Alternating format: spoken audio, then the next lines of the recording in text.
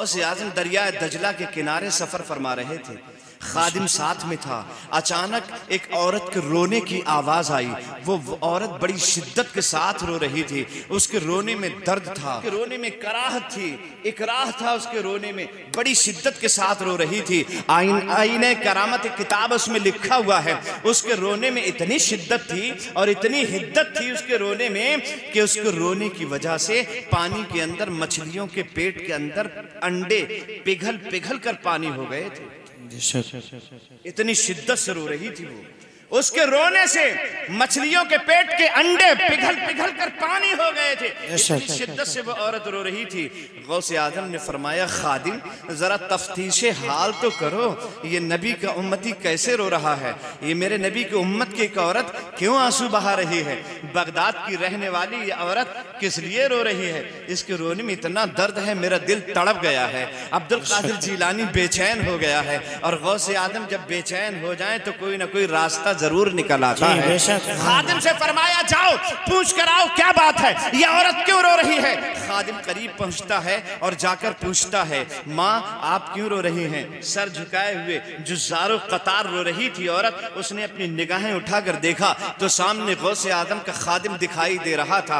अर्ज करने लगी, बेटा ये कोई नई बात थोड़ी है कि आज मैं यहाँ रो रही हूँ। दरियाए दजला के इस किनारे पर मैं 12 साल से रोजाना आती हूँ और रोजाना जब तक दिल भर कर रो नहीं लेती हूँ उस वक्त तक मुझे चैन नहीं मिलता है, मुझे सुकून नहीं मिलता है। मैं रोज आती हूँ और रोजाना रोती हूँ, कोई आज नया मामला थोड़ी है। गौसे आजम के खादिम इरशाद फरमाते हैं, आखिर वजह क्या है, तारीख क्या है, मामला क्या है? आप 12 साल से जो रोती हैं इस दरिया के किनारे और दरिया दजला के इस पनघट पर आकर रोती हैं, रोने की वजह क्या है? तो वो औरत कहने लगी, बेटा जब तुम पूछ ही रहे हो तो सुनो। वो दिन मुझे अच्छी तरह याद है। ऐन जवानी के आलम में मैं सुहागन से अभागन हो गई थी। अचानक मेरे शौहर ने मुझे खैर बात कह दिया। मेरे शौहर का इंतकाल हो गया और जवानी के आलम में मैं बेवा हो गई। लेकिन मेरे शौहर की एक निशानी बेटे की शक्ल में मेरे पास मौजूद थी। उसे मैंने अपने सीने से लगाया, अपनी जिंदगी का सरमाया समझते हुए उसकी परवरिश करना शुरू कर दी। मैं घर घर जाती थी, मेहनतें करती थी, मजदूरियां करती थी, मशक्कतें करती थी, लोगों की यहाँ खिदमतें करती थी। उससे जो हासिल होता था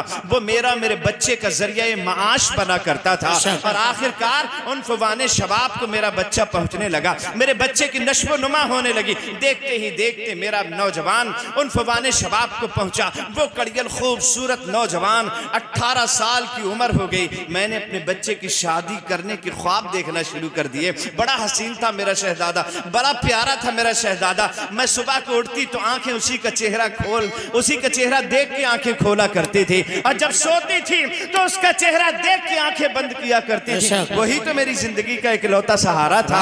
आखिरकार मैंने अपने बच्चे के रिश्ते की तलाश शुरू कर दी। मेरी तलाश मुकम्मल हो गई और दरिया दजला के उस पार से मेरे बच्चे की शादी तय हो गई। मैं दुल्हन को देख के आइदा हो गए तो रुखसती का वक्त आया। हजार नाजो अंदाज के साथ मेरे बच्चे की दुल्हन को उसके घर वालों ने रुखसत किया और रुखसत करके मेरा बेटा दुल्हन को लेकर बारातियों के साथ में घर वापस आ रहा था। दरियाए दजला को फिर उबूर करना था, लेकिन ऐसी अचानक तूफानी आई। कश्ती में बैठकर जैसे ही बारात बीचों बीच में पहुंची, कश्ती भंवर में फंस गई। तूफानी आई, लहरें आई, मौजें आई। उन मौजों के तूफान में भंवर में कश्ती फंस गई और देखते ही देखते कश्ती गर्काब हो गई। मेरे शहजादे की मैं बारात के दूल्हा दुल्हन यही गर्क हो गए। ये 12 साल पहले की बात है। मैं रोजाना आती हूँ और दिल भर के अपने बच्चे को याद कर कर के रोया करती हूँ। मैंने तो सही से अपनी दुल्हन को कुछ खिलाया पिलाया भी नहीं, वो तो मेरे घर भी नहीं पहुंच पाई।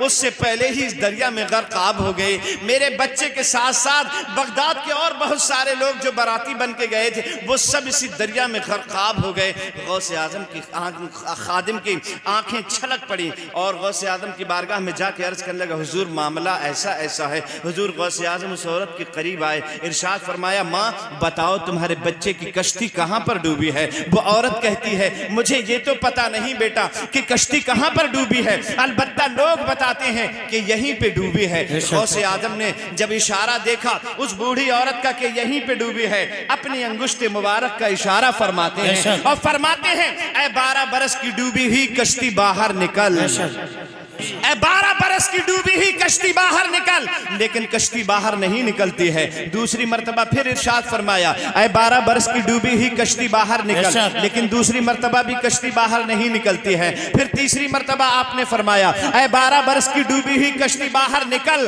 कसम रब्बे काबा की, तारीखों में लिखा हुआ है, आईने करामत में लिखा है। और दावत इस्लामी के बानी अमीर दावत इस्लामी भी इरशाद फरमाते हैं कि देखते ही देखते 12 बरस की डूबी हुई कश्ती सतह आप पर आकर तैरने लगती है। जैसे ही कश्ती बाहर निकल के आई, बाराती उतर कर अपने घरों को जाने लगे। दूल्हा दुल्हन भी उतर आए। औरत ने अपने बच्चे का हाथ पकड़ा, अपनी दुल्हन का हाथ पकड़ा और अपने घर को रवाना हो गई। जब सारे बगदाद के बाराती और दूल्हा दुल्हन अपने घर को चले गए तो अब्दुल कादिर जिलानी ने रब की बारगाह में अपने हाथों को लंबा कर दिया, या अल्लाह, अब तक ऐसा होता था कि जब मैं एक मर्तबा कहता था तभी मेरी तमन्ना और ख्वाहिश पूरी हो जाती थी। आज मैंने 3 मर्तबा कहा है, तब तूने मेरी तमन्ना को पूरा किया है। आवाज आती है, ए अब्दुल कादिर जिलानी, अगर हम चाहते तो पूरी कायनात को एक लम्हे में पैदा कर सकते थे, लेकिन हमारा ये उसूल है, हमने पूरी कायनात को 6 दिन में बनाया है।